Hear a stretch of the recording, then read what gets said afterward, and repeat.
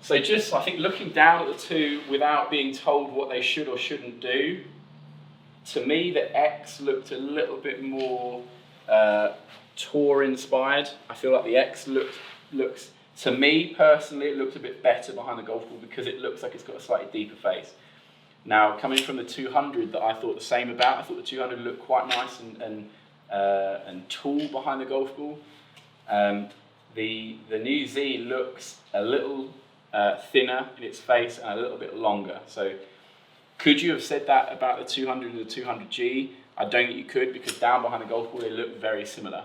Whereas the X and the Z look, you can put them both down and you go, yeah, that's two very different drivers. Yeah, and you flip them both down from shelf appeal, and then you notice the difference. You've got the more heelward weighting in the X versus the neutral Z, and then I would probably cast a slightly different opinion. So if I looked at them from here, it would be obvious which one's designed to do what, but that's not always the case. So then it comes down to hitting it and seeing it behind the golf ball, because you don't hit golf balls from that view.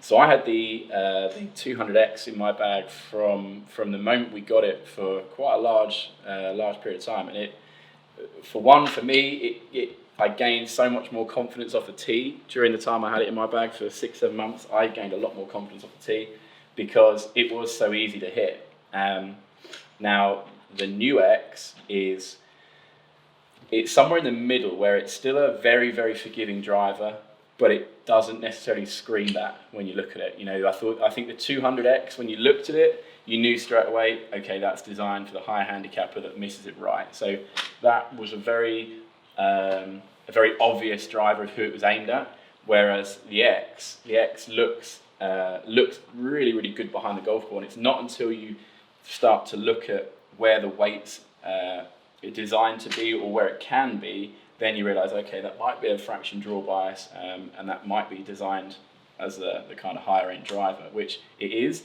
But if I didn't know anything about it and I hadn't read anything about it, that would be my last kind of thought process of the driver. I wouldn't necessarily pick it up and go, oh, that's your higher handicap job. It would take me a few times to probably hit it and to work out where the weight's situated to cast that idea on it to start with. So I took the driver out in the week, played some golf with it. Loved it, actually, loved it. I have got a good love affair with my 200, so that's the last club I wanted to change. I've been driving very well with it, hitting it really well. So I was joking with Alex saying, when the new driver comes in, I don't think I'm going to change. I'm going to keep this as it is because I love it so much.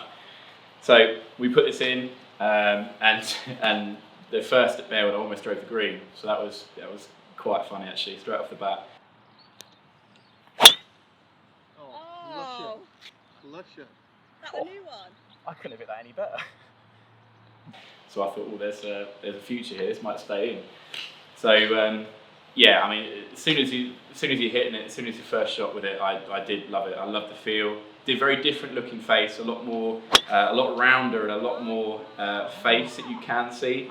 Whereas the 200 almost looked like a very thin slit into the driver head, whereas this looks much more rounded and it looks a little bit more powerful behind the golf ball.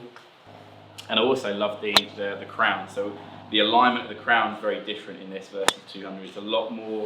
It tails off a lot more into the heel and the toe there to give you a very, very distinctive black, almost a black C behind the golf ball there, which for me, again, I just love the alignment of it. I put it down straight behind the golf ball, and I just felt like that thick black crown line just gave it a lot more meat behind the golf ball. So I just felt behind the ball, it sat perfect and it sat really well to my eye. First tee shot is always the key.